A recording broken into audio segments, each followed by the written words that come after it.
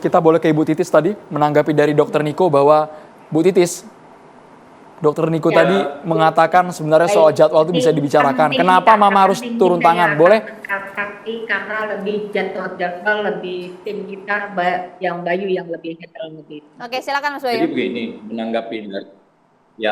menanggapi dari Dokter Niko tadi saya sepakat sekali itu ibaratnya semua adalah intinya komunikasi antara satu tim karena kan satu tim mereka di situ. Cuma permasalahannya begini, Lady pada saat itu tidak bisa berkomunikasi dengan baik dengan Lutfi. Karena pertama, jadi kalau yang beredar isunya saat ini kan adalah Lady gonta-ganti jadwal. Lady manja. Yang faktanya adalah Lady itu hanya minta 1 kali ganti jadwal. Yang mungkin Dokter Niko sudah share juga di Instagramnya juga sudah jelas itu bisa kelihatan bahwa memang di situ ada ketidakadilan kan Dokter Niko sendiri yang bilang di Instagram kalau saya nggak salah ya. Nah memang di situ ada 4 kali jaga dan 5 kali jaga gitu kira-kira seperti itu. Setelah dimohonkan penukaran, ternyata Lady dibuat 4 kali jaga, tetapi waktunya, jaraknya antar jaga itu terlalu berdempetan. Jaraknya hanya 1 hari. Sabtu dia jaga, Senin dia udah jaga lagi. Sedangkan dari kelompoknya Chief itu bisa selang 5 hari, bisa selang 1 minggu. Nah, pada saat Lady ingin menyampaikan lagi, dari saudara Lutfi sudah menyampaikan seperti ini. Ya sudah, kalau dalam bahasa Palembangnya, ya sudah kau aturlah dewe atau kau aturlah sendiri. Nah disitulah yang ibaratnya deadlocknya gitu. Nah Orang tuanya. dari Lady sendiri secara sebenarnya itu sudah nggak apa-apa. Ibaratnya seperti itu. Cuman memang pada saat komunikasi dengan mamanya dia curhat, tapi dia sebenarnya sudah menerima terkait penjadwalan yang memang sudah diatur itu. Dan maksud dari ibunya Lady, Ibu Lina, itu adalah seperti yang saudara Niko tadi jelaskan. Apakah sistemnya dikoncang ataukah bagaimana biar semuanya walaupun tidak bisa seadil-adilnya, tapi fair.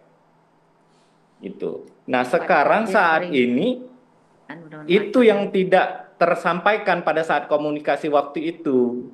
Maksudnya mamanya adalah coba di kedepannya kita cari solusi lain dalam penetapan koas. Karena kan ini koas stase mayor ya, yang bisa sampai 10 minggu kata ini. Sedangkan jadwal yang keluar baru 2 minggu, gitu. Masih 8 minggu lagi kira-kira seperti itu kan.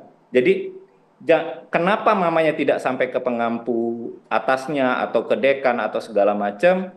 Ya karena biar ini masalahnya selesai di lingkup kecil saja. Cuman memang ternyata keadaannya tidak mendukung lah, semestanya tidak mendukung, kira-kira seperti itu. Mas Bayu. Yang memang Mas Bayu, mohon maaf. ya tidak bisa kita pungkiri lah gitu. Si Datuk itu salah, itu tidak bisa dimaafkan sebenarnya gitu. Kalau saya dari sisi korban, karena pengacara ini kan bisa 2 sisi, Mas Bayu. bisa dari korban, bisa dari pelapor, ya.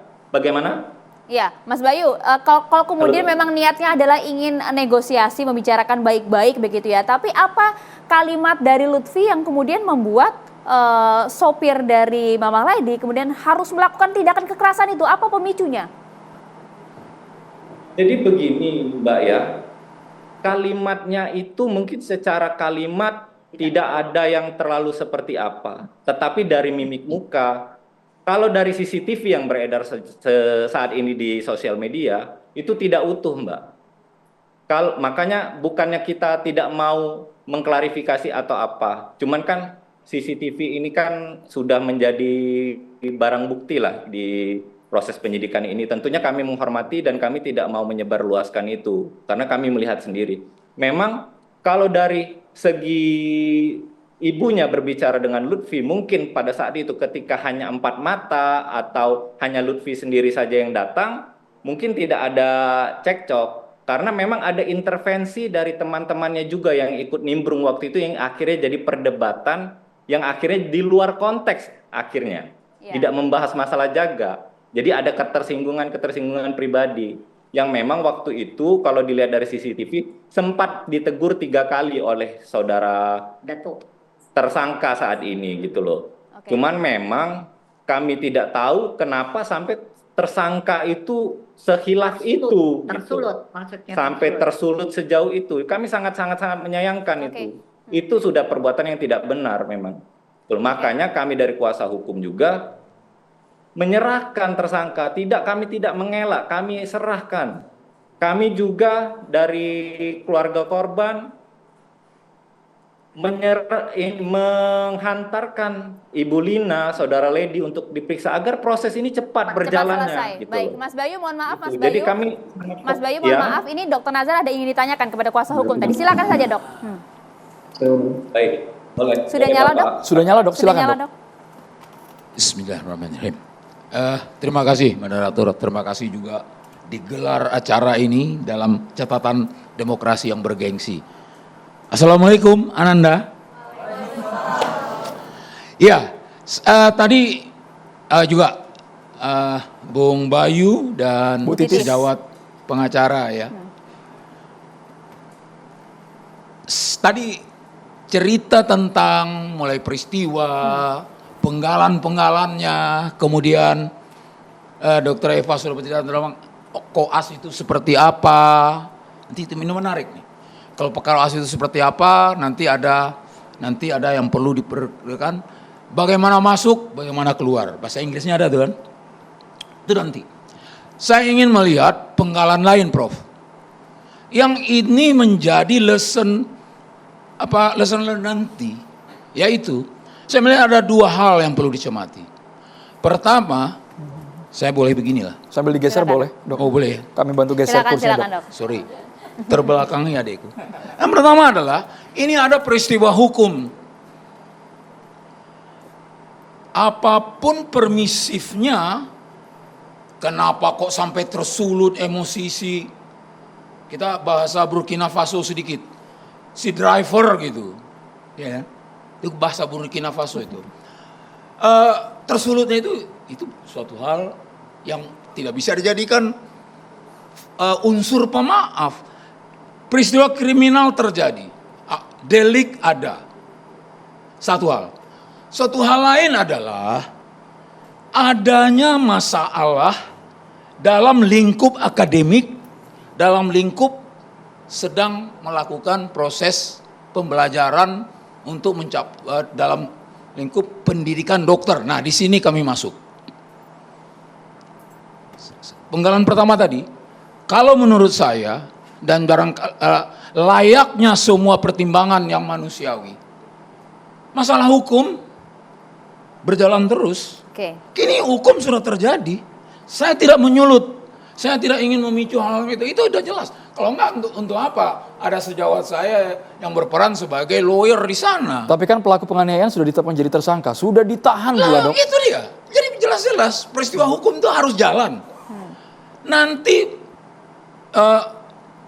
akan terungkap sejak mulai dari penyidikan, gelar perkara sampai dibicarakan di court, di apa itu namanya, pengadilan, akan terungkap apakah si bodyguard yang berbaju merah ini adalah orang-orang yang memang tersulut juga. Tidak hanya sekedar kepatuhan. Nanti Prof akan mengulas itu. Tidak hanya sekedar kepatuhan karena dia ya itu kedekatan. Sopir. Saya pernah jadi supir dulu, Mbak. Jadi saya dekat sekali dengan induk semang saya. Kemudian induk semang saya itu wanita ladies. Jadi saya sangat menghormat kepada para ladies ini. Ya benar. Tapi nanti di pengadilan akan terungkap. Dia tidak hanya sekedar tersulut karena respeknya terhadap bosnya. Ini suatu faktor. Iya kan? Jadi itu satu hal akan terungkap nanti. Mudah-mudahan ada faktor pemaaf itu. Tapi yang kemudian satu hal, kenapa ini penting ya untuk anak-anak kawan ini. Kalau benar dia datang ke sana, saya ingin ke situ aja dulu. Dia datang ke sana atas permintaan untuk menjadi backup supaya keinginan perubahan jadwal, ini runutnya, perubahan jadwal bisa terlaksana. Ini sebuah intimidasi. Jadi ini memang dipesan Kalau kawan-kawan itu akan bilang, memang ada niat, ada mens rea katanya. Harus disambung itu Mbak. Mens rea itu sambung, jangan dipotong-potong. Ya kan? Dan seterusnya, dan seterusnya. Kan terbukti di pengadilan. Jadi di situ pentingnya, ini mesti jalan kalau menurut saya. Bukan untuk menjerumuskan, untuk pelajaran. Nah, sehingganya bukan hanya ke kalangan koasisten, bukan ke kalangan kami yang berkecimpung di pendidikan kedokteran, apalagi diperluas dari pendidikan-pendidikan khusus, ya kan? Bukan hanya sekedar berujung nanti bully atau enggak bullying, bukan hanya itu, tapi pelajaran. Enggak seenaknya aja ini seperti ini. Itu. Niatnya negosiasi, tadi ngobrol baik-baik, bukan intimidasi. Kenapa tidak? Nah, sekarang kembali ke pendidikan. Di pendidikan itu, sampai hari ini, walaupun stetoskop kami sudah nggak dipercaya, sampai hari ini, bahwa pokok dasar adalah etika dan attitude. Kemudian disiplin, kemudian baru yang ketiga itu adalah kompetensi. Itu tetap tuh menjadi itu runtutan yang yang tidak boleh di kotak-kotakkan. Itu merupakan satu paket. Apalagi anak-anak ini, Lady dan Lutfi CS ini dia adalah sarjana. Dia tinggal menjalankan koskapnya, ya kan? Kemudian dengan itu dia akan menjadi dokter, bukan calon dokter lagi. Dia akan lebih diasah apa yang ditempa. Sekarang saya bicara tentang apa yang ditempa. Sebelum apa yang ditempa, dokter boleh tadi dokter Niko seperti ingin komentar karena dia alumni FK Unsri soal ketidakadilan itu pasti ada. Dokter Niko dulu ya, tapi boleh ya. setelah ya, itu saya lanjutkan terus ya. Lanjut nanti dok, masih panjang. Dokter Niko, sebelum Silakan, sinyalnya silakan. terputus. Oke, terima kasih. Baik, terima kasih atas kesempatannya. Hal pertama yang mungkin aku pengen menyanggah adalah atau memberi suatu solusi kali ya. Harusnya di debat ini ada perwakilan dari Lutfi. Karena yang kita tahu di sini cuma hanya fakta dari si Lady.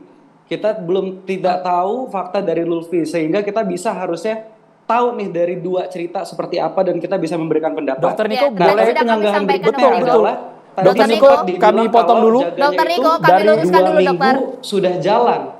Dokter Niko, mohon maaf kami luruskan dulu. Tadi Dari di awal program sudah Catatan kami Demokrasi, sampaikan dari Maria. program Catatan Demokrasi kami sudah menghubungi secara langsung Lutfi dan kemudian juga sudah direspon bahwa mohon maaf tidak dapat hadir karena dalam posisi yang begitu trauma Oke. dan juga dalam Oke. posisi recovery. Begitu. Oke. Lanjut. Berarti saya lanjut ya. Saya menanggapin yang kedua tadi adalah suatu pertanyaan juga bagi saya. Kebenaran saya juga alumni dari Unsri. Tadi disebutkan bahwa ternyata Lady dan Lutfi dan teman-teman ini sudah berjalan 2 minggu. Benar ya? Nah, sedangkan setahu saya sebelum kita memasuki stase berikutnya, jadwal itu sudah harus fix. Sudah harus disahkan oleh pengampu koas dan sudah disahkan oleh DPJP atau konsulen. Dan itu sudah tidak bisa diganggu gugat. Apabila terjadi ganggu gugat, itu harusnya internal antar koasnya saja. Betul? Nah, ini pertanyaannya kenapa ini sudah 2 minggu jalan, kenapa masih ada masalah lagi gitu loh. Nah, ini kan suatu pertanyaan besar kan, yang dimana saya juga alumni Unsri. Saya tahu koas anak itu benar-benar sibuk banget. Kita juga dapat pasien tuh yang luar biasa banyak banget karena kita koasnya di rumah sakit pendidikan tipe A. Jadi memang untuk waktu istirahat pun kurang. Ini mengurusin masalah jadwal lagi aja tuh kayak 2 minggu udah berjalan loh. Kemana aja selama 2 minggu ini? Itu mungkin yang sedikit aku pengen tanyain dan pengen mendengarkan. Oke, lanjut Mas, silakan.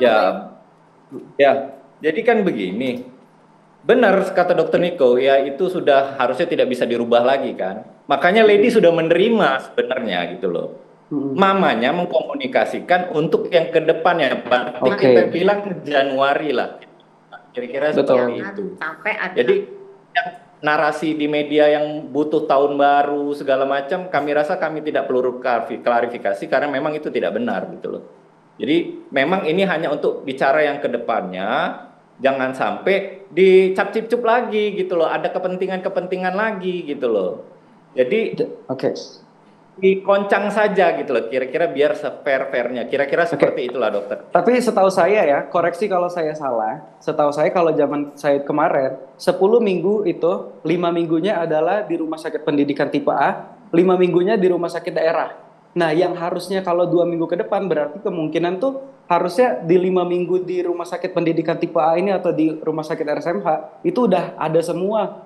Berarti udah nggak bisa diganggu-gugat lagi loh. Tapi kalau masih mau dirubah ya, saya tidak tahu ya, mungkin itu faktanya dari Lady sendiri yang udah dibilang, tapi ya saya berharap sebenarnya ada cerita dari Lutfi sebenarnya.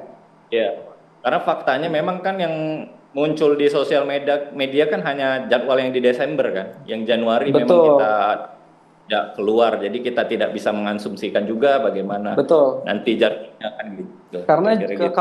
kalau emang jadwalnya di Januari harusnya udah pindah stase ke stase daerah. Yang dimana itu akan dipecah lagi biasanya. Jadi kelompoknya lebih Betul. kecil lagi dan dibagi-bagi ke rumah sakit, dan itu udah di luar dari pembicaraan ini ya, menurut saya. Baik, Gitu. Bapak Ibu, supaya makin clear dan tidak ada simpang siur di luar sana, kabarnya ketika insiden pemukulan terjadi, Lady tidak ada di tempat.